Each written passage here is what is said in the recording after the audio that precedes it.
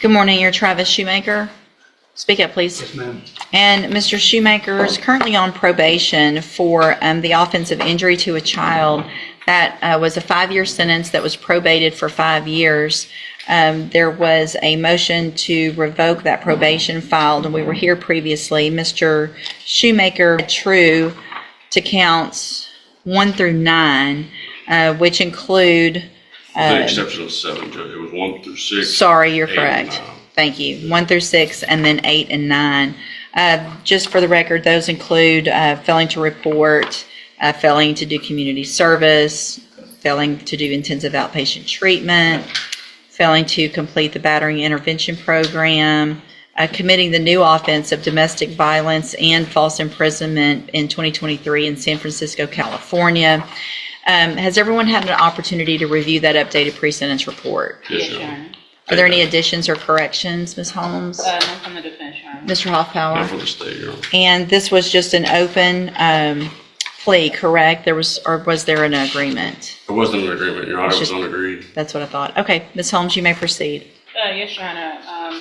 I've met with Mr. Shoemaker in regards to his violations with probation. Biggest issue is absconding and leaving the area, in which he at some point had to be extradited from California. Mr. Shoemaker explained the reasoning why he was there, stating that he did contact probation or to let them know that he was needing medical treatment because he was not getting the appropriate treatments locally, and so he decided to go elsewhere, and that's how he ended up in California. I think he does have family out there as well. One of the biggest issues, Judge, in my meetings with Mr. Shoemaker is mental health. It is my understanding he was extended so that he could participate in some mental health treatment. I do feel that he does need to continue to have some type of mental health treatment. He is asking to be continued on probation so that he can get the appropriate treatment. In addition, maybe the court could consider the cognitive track of ISF as a means of helping Mr. Shoemaker get back on track, as well as if he does have that opportunity to continue to have the GPS monitoring, because we do know that the concern is him being a flight risk. And so I've explained to him, and he would be in agreement that if the court gave him that opportunity so that he could get his mental health back on track and to try to complete probation, that the GPS monitor is appropriate. I've also explained to him, because he had made a statement in regards to wanting to go to Hawaii. I personally told him that's not happening. And he then stated that he is willing to remain in Jefferson County and would seek help or additional aid so that he could have the appropriate housing to remain in Jefferson County, unless he is given some type of approval to travel. But Your Honor, Mr. Shoemaker is asking that the court give him another chance to get his probation back on track and to get the assistance of. So, and real quick, Mr. Hoffpower, I probably can. You understand?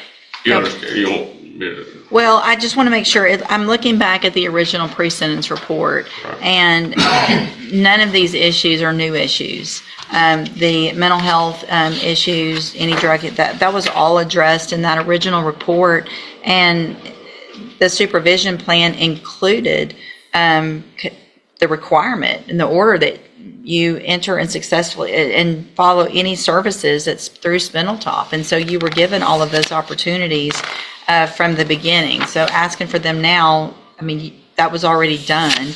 And it's not just like you left, I don't know what this health issue is that you think they can do better in California, but you went to California and obviously didn't get better because you committed the new offenses of domestic violence that, I mean, appear pretty serious. Mr. Hoffpower? Your Honor, and I want to make sure that the court, and I want to take judicial notice of the updated pre-sentence, but it's included in there, is that he's gone to California twice and has been extradited. He went first time and was brought back, and in 11/30 of 2023, he was extradited back, and then when the court allowed him an extension. It went from a deferred to a straight probation. That's when the mental health stuff was applied. He didn't comply and actually was caught in California again. You're right. Without, he looks like for maybe a month he may have reported. He absconds every So time. twice. So, I mean, at the original pre-sentence report, when he first got on probation, I said, let's help you out. That's what you needed with services. Then you left, and sometimes I look back at what I let people do, and I wonder. This right here, this is huge. When a judge starts second-guessing their own past leniency, it usually means the patience is gone. That tone shift, it's subtle, but it signals that the outcome may already be disiodined review. What I was thinking, because you went to California, came back, said I need mental health treatment again, and I said okay, and now it's the third time you're saying that after we've had to go get you in California. Is there anything else, Ms. Ruiz, that's not in that updated report that you'd like to add? So, Mr. Shoemaker, anything else, Ms. Holmes? Yeah. At this time, I'm going to find that you entered your pleas of true, again, to counts 1 through 6 and 8 and 9 freely and voluntarily. Find this counts true. Find sufficient evidence to revoke your probation, and at this time revoke your probation. Sentence you to a term of 5 years in the institutional division of the Texas Department of Corrections. You will receive credit on that sentence for any time that you've been in custody that the law gives you the right to receive. This is not a plea agreement. You have some limited rights to appeal. You can talk to Ms. Holmes about that. I'm handing you that admonishment. Ms. Holmes, if you'll get signatures on that and then get the bottom copy. I'm also going to hand you, Mr. Shoemaker, let's see, I probably did this back in 2022. When you were initially placed on probation, I'm not sure if I did that back then when we started, but because of the judgment entered against you, you're ineligible under Texas law to possess a firearm or ammunition. Possession of a firearm or ammunition could lead to charges against you. Firearm is a legal term. Read that written admonishment I provide you to make sure you understand that law, okay? And once you sign that, we'll get you a copy of the certification, and then you can go back with the bailiff. Thank you, and thank you, Mr. Ruiz. Good morning, sir. You're Terry Rose. Yes, ma'am. And in cause number 24, DCCR 1369, Mr. Rose is charged with first-degree felony offensive murder. And Mr. Roundtree, what is the announcement? Mr. Nichols, where are y'all? Your Honor, I tendered to Mr. Roundtree today in court updated discovery. Okay. That had come in. It was pretty voluminous, and we put it on a big thumb drive form and gave that to him today.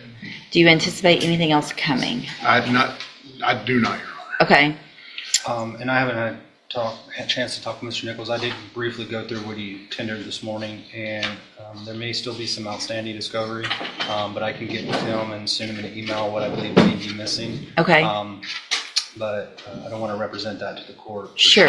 Until you can have a just chance. Based on what I reviewed this morning. So realistically, for you to go through that, to get some other things involved if you need, what I'd like to do is maybe just a 60-day reset instead of a 30-day. That gives you time to go through everything, make any requests to Mr. Nichols. If there's something you need to go out and try to find, get that, and then I'll review the motion and get what you need to hopefully get a announcement maybe at that next court date. Sounds good, Your Honor. Okay. That's fine with me, Your Honor. Okay, perfect. Thank you. Thank you, Ms. Rose. You can go back with the bailiff. And just like that, it's over. 5 years. What started as probation, a second chance, ends in a full sentence. This case is a stark reminder. In the legal system, opportunities aren't unlimited. So what do you think? Was this outcome inevitable, or could things have gone differently?